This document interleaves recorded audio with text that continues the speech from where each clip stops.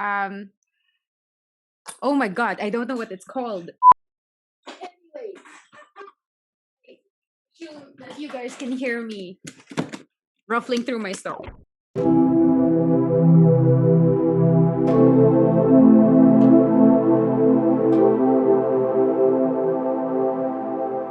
Hey everyone, welcome back to our fourth episode of Pen Noobs! and Ryan and I'm Jika. Jika. And today we're going to talk about something related to what we've discussed in the previous episode, which was about starter pens. So now that you have a pen, of course, you can't just have a pen.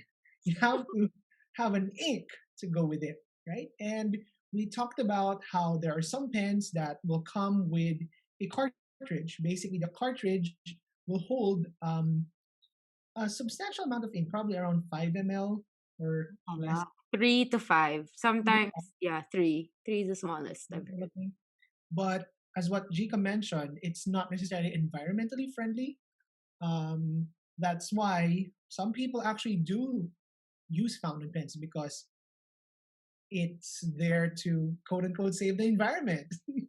But um, the cartridge is another point for discussion because it's plastic. It's something that you will need to dispose eventually. However, there are some people who do recycle their cartridge, but they need to buy a syringe and a needle. And that's also something that you need to dispose. So basically, the cycle goes on and on and on with consuming and basically disposing a lot of things. But there is a solution for that, and that is what we call as the converter. What's a converter? Converter. Oh, okay. So maybe if you're on Spotify, on Spotify or whatever listening platform you're on, you won't see this. So click on YouTube just to see what I'm talking about. But a converter essentially takes the place of a cartridge because it places either a piston or a vacuum mechanism into a smaller package that you can take in and out of your pen. So right now on the screen, you podcast people can't see this, but YouTube can. On the screen, you'll see that I've dismantled my Lamis. Is this a safari? I'm not really sure. It's shaped like a safari. And then I dismantled it, and I can actually take out the converter. Okay. And this is where I put the ink. Okay, so you'll notice that this is actually quite a substantial converter, and it works with a piston mechanism where I turn the knob at the end of the converter, and then that essentially gets the ink into the container. This is a good size, but if you have a big nib, it consumes the ink very quickly.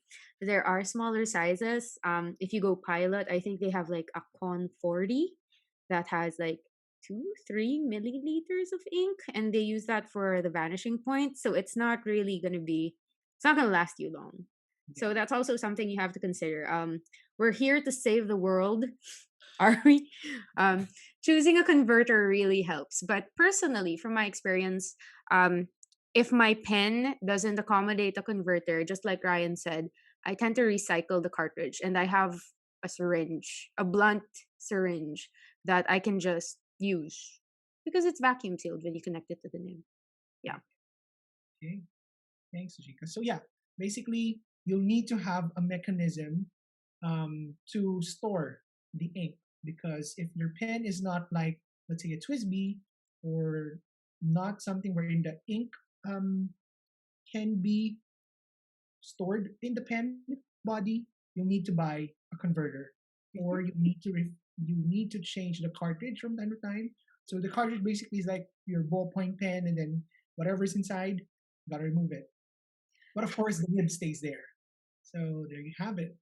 Now, when you buy a cartridge, it has an ink, and there are a lot of choices depending on the brand. So if you do get, let's say, a Kaveco, there are Kaveco cartridge inks.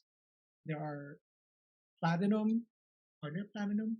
There are pilot inks, there are sailor inks. Often when you get a good pen, your pen actually comes with around up to 2 cartridges already. Often the ink's black or blue black, just to get you started. So if you go with your starter pen and you buy through quote unquote legitimate means, like say an actual retailer or someone who really works to sell pens, they're gonna give you those free inks as well, those free ink cartridges.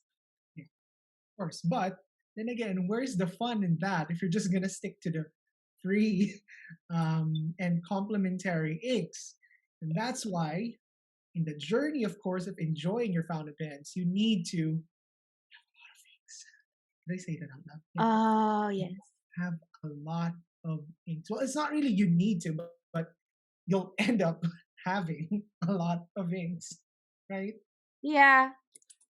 YouTube's gonna see my ink on my desk, just on my desk right now. So is not really pretty, but it's already a lot. Like if your pen has a capacity of like a small amount of mils, why would anyone in their right mind have 5 bottles Ooh. of ink on their desk? That's me. That's me. You have 5 bottles. I have everything on my desk.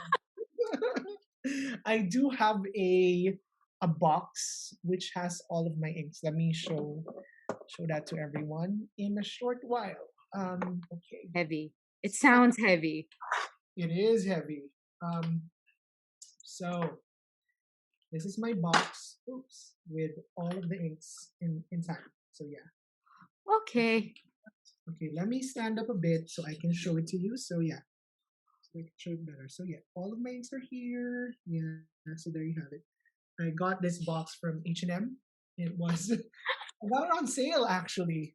It was originally around 500, 600. I That's just got it for cheap. 200 pesos, so quite cheap, and it matches my table.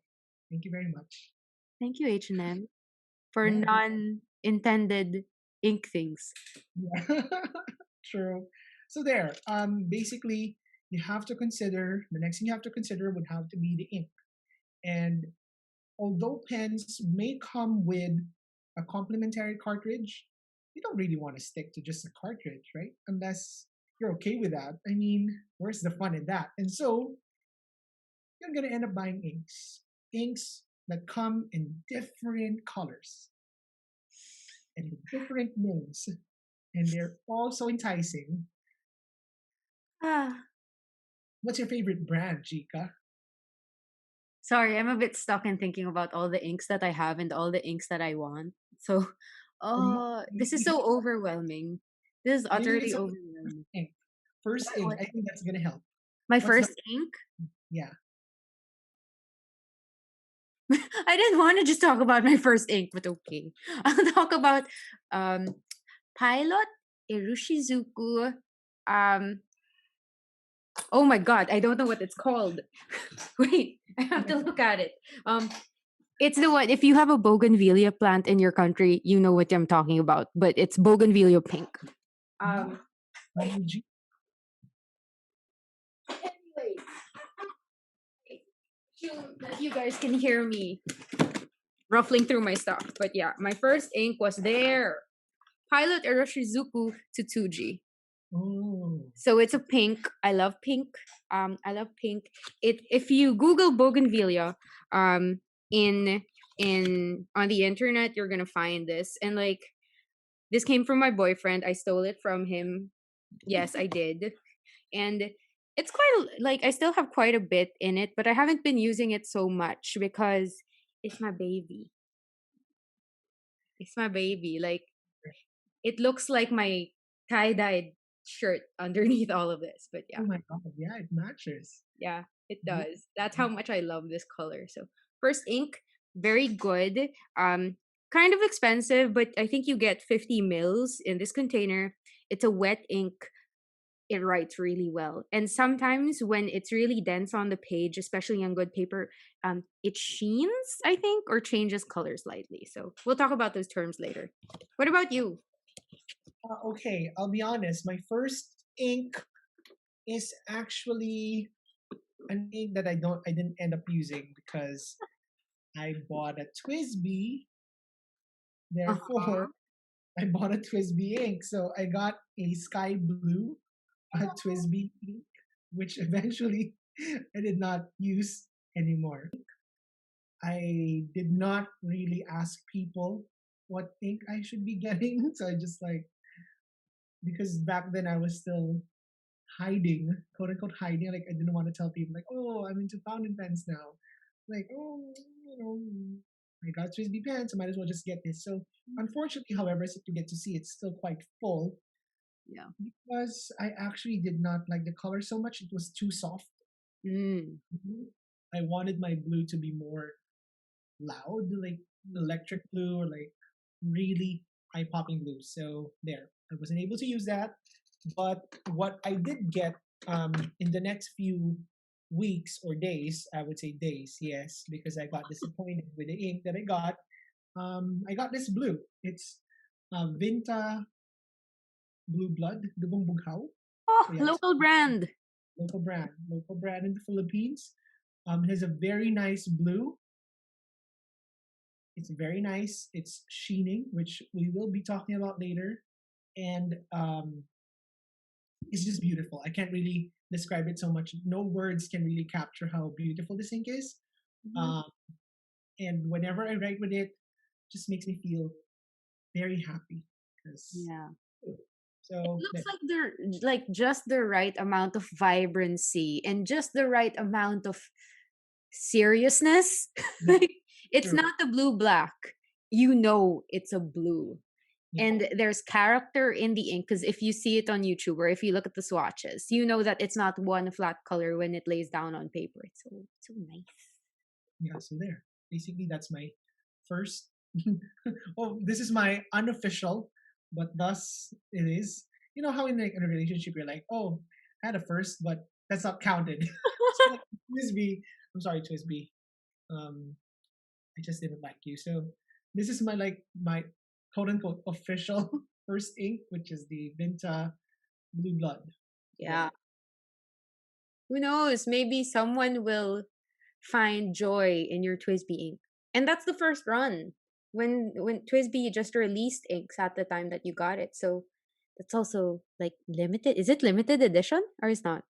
I'm not sure, but I just know it comes in some sort of set, like a Chinese set or something, like jade or I totally forgot about it. But basically, it comes. You can buy it in a set, but you can also buy it separately. So yeah, basically that's my first ink. But it would be nice for us to actually share what are the things we look for in an ink when we actually determine which one we're gonna buy because this is our job as pen noobs who wants to share what we know because we came from a point wherein we really didn't know what to do. So I don't want you to be like me who bought an ink which I did not end up liking actually because I didn't really know what criteria to consider when buying an ink. So yeah, what can we share to people? Mm. It comes down to preference. I think that's my main thing. Or like it comes down always to preference and purpose. I Yeah. think I think I'm coming off as really pragmatic like 3 episodes in. I'm wearing tie-dye. I'm a free spirit. No, I'm kidding. What do you call this? Preference. I prefer pinks. I admit it. I prefer pinks, I prefer purples, and I prefer greens. Those are my top three colors. You will not find a single black or blue, dark blue. I have to make a disclaimer. I recently got a new blue. It's light, but you will not find a dark or a vibrant blue in my collection. And those are my preferences. Ryan's on the total opposite end.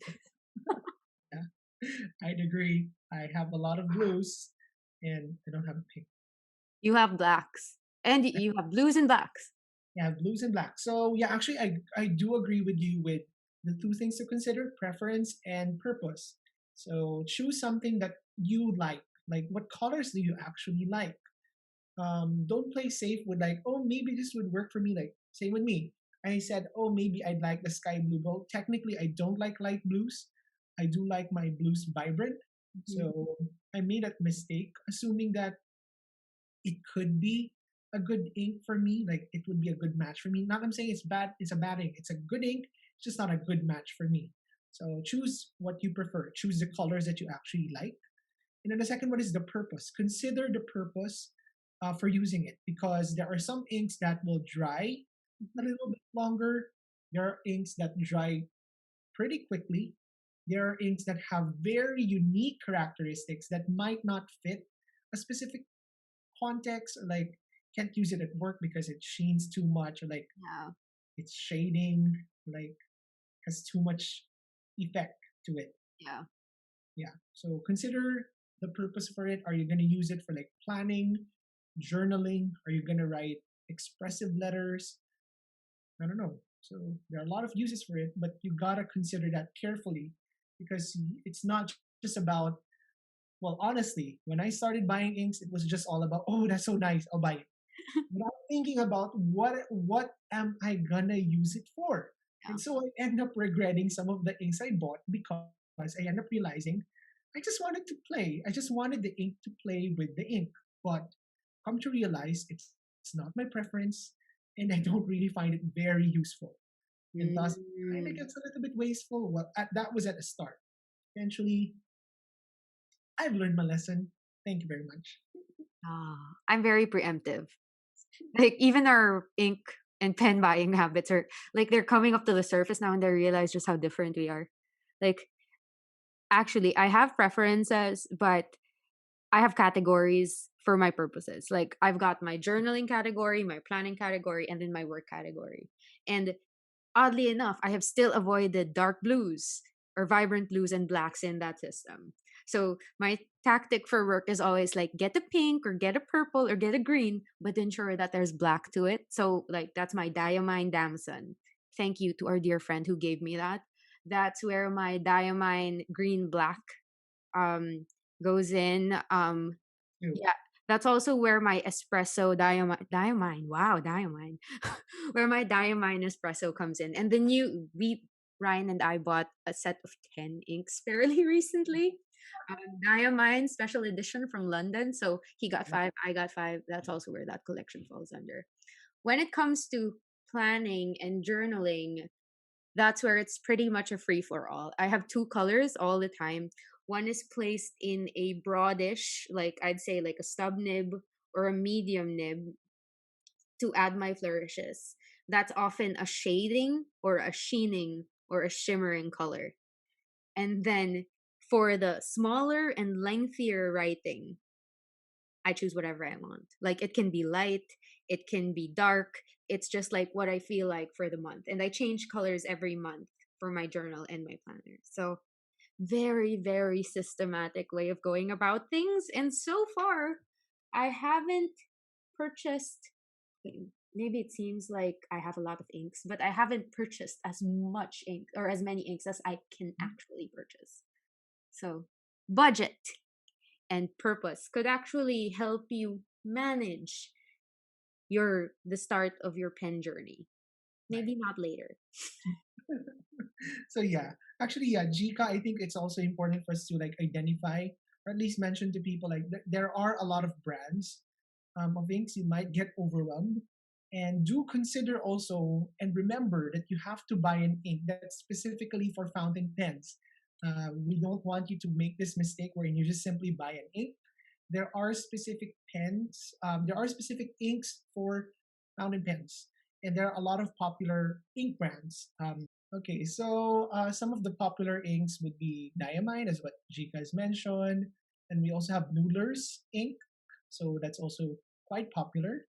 But I do have some reservations for it, but of course, Same. choice. So Diamine, we have Noodler's ink. We also have, of course, the Japanese brands. We have a bunch of Sailor inks, Pilot inks, Platinum, but I don't own a Platinum ink, though They're different. I do want to get some of those blacks, citrus black, and Oh all wait, other. I do have citrus black. It's an Yeah, iron gall ink. Don't put it in good pens because sometimes if you like it could wreck your pen. right. Yeah. So there, another point for the consideration is that maybe, or at times, some inks might end up ruining your pen. So be very careful with that. So we'll mention later what are the things to consider. But yeah, basically brands we have Diamine, Noodler's Ink, we have Pilot, we have Sailor, Platinum. Then I do have I bought a pen before with a popular seller in our Facebook group called Yeah. the Fountain Pen Palenque. So he sold me a Tasia. Tasia Never had Out. Yeah, so this is color blue. This is the blue that I really, really, really like. Um, not sure what which among the pilot Iroshizuku inks is similar to this. Maybe the Asagao, maybe the Konteki. I have not bought them yet because I still have this. So there. So yeah, those are some of the popular inks that you can find on probably Scribe, that. Analog, and everything calligraphy. So those are the popular ones. How Yeah. about for you, Jika? Did I miss or do you have any brands you want to add? Prep for the local ones. Oh, right, local ones. Vinta Inks and Troublemaker Inks are really upping their game, or actually, they've been in the game for a long time. Um, their inks have such character, and as of the day that we're recording this, I think they're in pre-orders for their limited edition sets, a retro one and a vintage one, and like I forgot what it's called, but it looks like disco-y, vapor wavy colors. In sets of three, really good. Troublemaker Inks always collaborates with Scribe. I have their Pawikan. I think you do as well. Yeah, I do. You have their other one, yung Butanding? Tanding, yes, I also do. Yeah. So Troublemaker Inks, I love them because of their shading. They're so beautiful and they're soft. I'm learning in 2020. I learned to love soft pastels or really bright but not heavy or weighty inks. So you could also enjoy that. So there, those are the things to consider when it comes to brands. Now, one thing that Jika mentioned also would be the Iron Gull, which I'm not super familiar with yet, but I do know that there are inks that could clog your pens. Maybe Jika, you could add. Yeah. Um, so other things that you have to consider. We talked about preference, we're now talking about purpose, and now it's just upkeep of your pens. I personally have low end, mid range, and somewhat high end pens because I tend to I tend to choose based on color also. So the citrus black ink from Platinum is an iron gall ink. It's pretty much the same kind of ink that they used to write scripture, parchment, monk stuff in the Middle Ages. So it used to have iron. It's iron and a bit of I don't know coloring, and then it's the iron that makes the writing permanent on the paper. And over time, because it is metallic, it could eat away at the paper. So if it can eat away at the paper, if you put iron gall ink, or so they say, in high end pen, you don't want to risk. You really don't want to risk messing up that pen. You also don't want to put it in a pen with a fine or an extra fine, maybe even a medium fine nib, because it's not going to come out. The particles of iron within the nib, within the ink, could mess with just how well or easily you write on paper, which is something that relates to this thing that we've been talking about this whole time. It's called sheening, and there's another one called shimmering. Do you have any of those inks? I honestly don't have a shimmering ink, but I do have some shading and sheening inks. So none of the shimmering though. What's a sheen? What's the difference between sheen and shimmer? I only have shading. Okay.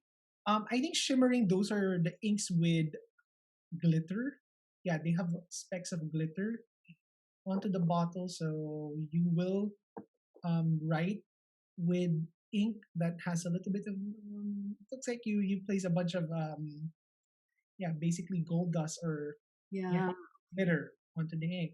The sheening one now, it looks like it's glowing. The ink looks like it's glowing because there are certain elements of it that makes it quite shiny. So, or maybe there's a mix of two colors that makes it possible. For example, this one by Vinta, so you get to see it's not like flat purple. It's like purple with green and maybe gold. Is that gold? That's so Yeah. cool. Yeah, this is like what we mean by sheening inks. It looks like moss on a rock. Yeah. What And brand is then Vinta Harlequin. okay. Yeah. And then another sheening ink would be um, well, this one. So this is the Tasia Tasia Au. So you get to see there's a red there are parts in the ink that's reddish. So there, that's basically what, based on my understanding, that's what sheening is. So a mix of colors wherein uh, not so dominant color comes out depending on the wetness of the pen nib and how it actually spreads onto the paper. Now, I think Jika knows more about what we call as the shading inks. So I have one example, which is the Pilot Inaho. I think this is a Yes. shading ink. Oh, Pilot Ero Shizuku Inaho. I have. And I'm gonna rep Sailor inks right here. Wait, let me get my swatch notebook, because if you can see us on YouTube, you totally see that we have swatches. Um, where are my things? Yes. Okay. So shading is essentially, I might have already talked about this previously, but shading is great.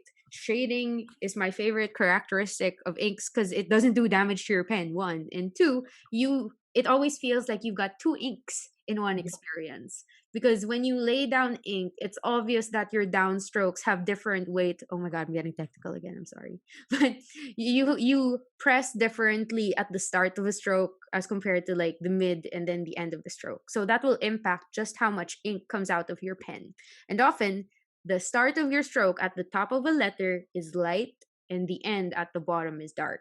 So um sometimes also shading results in not just a darker rendering of the initial color, but sometimes when you get dense at the bottom of that stroke, the color changes. So my favorites so far are Sailor Manyo Nekoyanagi. I don't think this video does it justice, but yeah, Sailor Manyo Nekoyanagi. Um, it starts out light purple, and then when you get to the end of the stroke, you can see a bit of bright blue. So beautiful. When you've got Pawikan, Troublemaker, X Mm. Scribe, this is a limited edition one. Um, it starts out when you lay down the ink, it starts out, I think, grayish, but it turns out green, and then somewhere at the tips, it turns brown. So every time I see these kinds of inks, it feels like magic. It really does. The other shading ink again is platinum citrus black, because when you lay it down, um, it looks highlighter. It looks like highlighter, yellow highlighter. But when you write with it, you'll see it in like 3 seconds. It turns into a dark green. So I really love the experience of shading because it feels like your ink is alive Mm. and everything you write down feels so much alive as well. So that's writing. That's why I like doing analog still, because that writing experience, you can't predict that stuff. Yeah, that's true. That's true. So there, those are the things to consider. Some inks will shade. Some inks will have some sheening effect to it. While there are some inks that will shimmer because it really does say that there's glitter in it. So do consider those elements. But of course, there are also those that are just plain Flat. flat inks, which are appropriate for work or corporate matters. But I mean, you want to get inks that are not just plain and flat. You want something that has sheening and all of these unique characteristics to make the whole writing experience really something that you'll enjoy. Yeah. And something that's your own, because with as many pen options are out there and ink options that are out there, you're bound to have a different experience in your pen journey as compared to another person. So yeah, I mean, we've only talked about pens. This is episode 4. This is the first time we're explicitly talking about inks. We have another thing that we have to talk about. Do we talk about it now or next time? We can talk about it very briefly, at least when they do end up buying, like those who are listening right now, like really new to it, at least this is something they can consider also. So we consider, the whole process of acquiring these stationaries, the pen, the ink, and finally you have to consider the paper. So like that's like the holy trinity of stationery. Yeah. Triangle. Pen, ink, paper. PIP. I Not have a a wrap. pen. I have a Paper. Okay. Bad dated Have millennial the jokes. Move on. stationery. Okay, so yeah, another thing to consider would have to be the paper. So we're talking about the sheening and the shading, but you also have to consider the paper because although some inks do have those characteristics, they sheen, they they do shading, they have shading, but they may not actually translate properly into the paper Mhm. if the paper is not actually of the quality or there are specific characteristics or traits of that paper which may hinder those inks to you know seeing its full potential. Yes. Like students, the Yeah, medium, the where you put it. Okay, I can't push this metaphor, but yeah. We all want our inks to reach their full potential, and paper kind of factors into that. paper factors into that. um we're not experts when it comes to paper, but we just do know, or at least we do know a bunch of brands that are good starting points um, for your writing experience because one thing to consider, of course, is that the paper will affect how the ink and the basically the pen, the writing that you do will translate into that paper. Sometimes there are some papers wherein the ink might pass through. Yeah. It might is that bleeding or I no? think it's bleeding, yeah. When it goes totally through, like, same concentration, yeah, that's bleeding.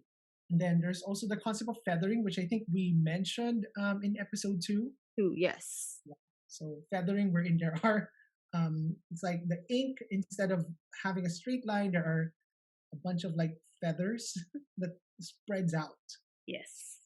because of the paper. So another thing to consider would be ghosting. So we're not talking about the concept of ghosting that we do know now, wherein you make your presence felt, and then you just simply leave that person behind. Like no, not that kind of ghosting, but we're talking about basically the ink or whatever you place onto the paper will be visible onto the next page or like the back page, like this one, for example. There. So you get to Yeah. see hints of what I placed onto the previous page. So that is ghosting. Yes. But it doesn't mean that if a paper has a bit of ghosting, it means it's a bad paper. Mhm. Doesn't mean that if the paper, well, feathering is not good for me. Yes. And Yeah. I'm yeah, okay it's not, with ghosting. I'm yeah. not okay with feathering. I'm not okay with bleeding. Yeah, Yeah. so those things to consider. Like, there are preferences. Some people don't like it when their inks would feather. They don't like it, of course, if the inks would bleed. Yes. But there are some people who would be okay with the concept of ghosting because there are specific papers that are very thin Mhm. um, that would eventually lead to that ghosting effect. Yes.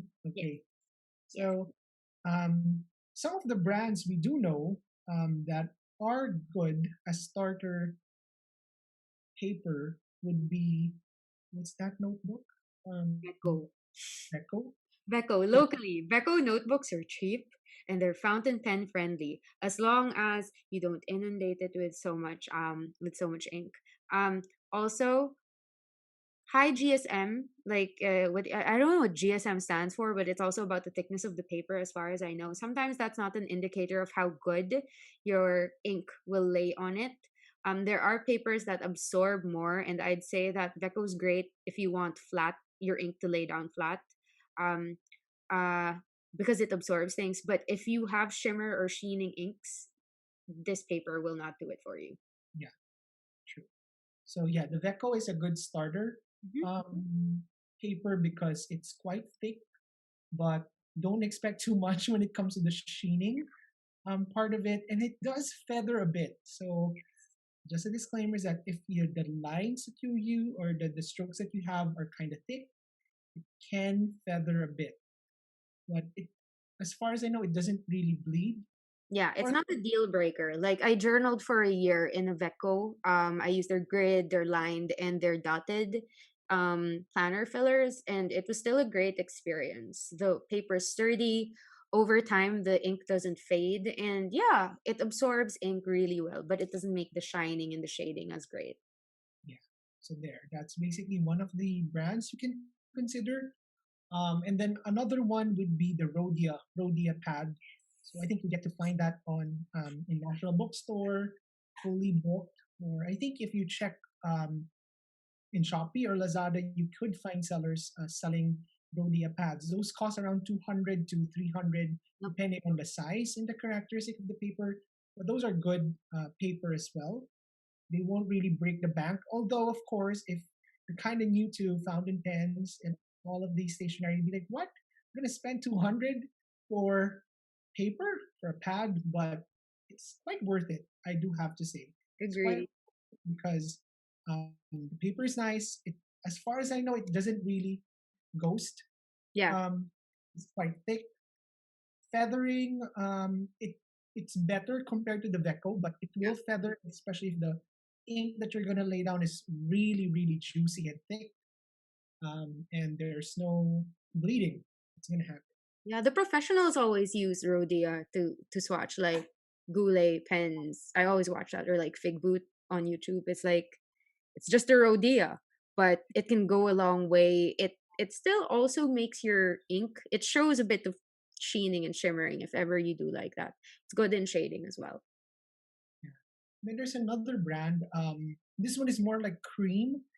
It's really smooth paper, but it's also quite thick. So it's Midori. Yeah, it's Yes, Midori. Midori. Midori. Yeah. So it's quite thick paper. It's a Japanese brand. I can't really say much about it because I did use it before, but I just found it thick. That's basically what I just Yeah. observed. It's thick. I use a grid pad for it. I use a grid pad for my notes. I liked it. It's quite nice, and I think maybe will get again soon. But for the time being, I'm actually very happy with the brand, at least the brand of paper which I use a lot, which is a Tomo River paper, Yeah, which Tomorrow I got. River paper. Japan represent. We both use that right now. It's in our main rotation because it's super duper thin. It's practically Bible paper, Yeah, but I think it's sort of slightly laminated of sorts. That's why if you want the characteristics of your ink to shine through, use Tomorrow River paper. If you don't like ghosting, don't do it. But if you're concerned about how thick your notebook will be, if you're concerned about how would you call this, about the best qualities of your ink as maybe the factory or the maker intended it to be, go with Tomoe River paper. Sadly, it's also kind of expensive. expensive. I do have Tomo River paper on my Hobonichi Mhm. that shows. I also got a Hobonichi notebook and this pad. So this is the pad Ooh, I'm green using right leather. now from Galen Leather, and they have a they use Tomo River paper in it. So I like it. I use it for my notes, and as you get to see, it does have a bit of ghosting. So there, you do get to see what's there on the other side, which is ink swatches. So yeah, It's great. that's Tomo River paper. It's quite expensive, but if you do want a paper that is lightweight, Bible thin, lets your ink's characteristics really shine through, this is the best paper. Yep. It's also sturdy. Hella sturdy. Like you can do watercolor painting on it if you want. You can do um you can stick anything on it and it's still gonna be great. Like Japan, after this pandemic, Ryan and I are planning to go to Japan. And if ever we last long enough, we'll take you with us. Yes, yes. Yeah. That's our coverage, I believe. Have we missed anything? Have we missed anything? Yeah, I don't. I think we were able to give people some tips for inks and also paper. Yeah, and we've just spent like two episodes or three episodes on pen. So like, woo! We're only on episode 4, guys. We hope to talk more about the topics that you want us to talk about. So keep engaging with us through this podcast and through social media. We're on Instagram mainly at the Pen Noobs podcast. All our All our podcast and YouTube links are also there. So we're easy to find. We're also really friendly. Yeah, really friendly. I'm just particular with certain pens, but I am friendly. And particular with inks, but yes, I am friendly. And Oh, Jika, every pen noob is choosy in their own way. So, guys, let's fess up to it. Our pen experiences are different, but we're all pen noobs anyway.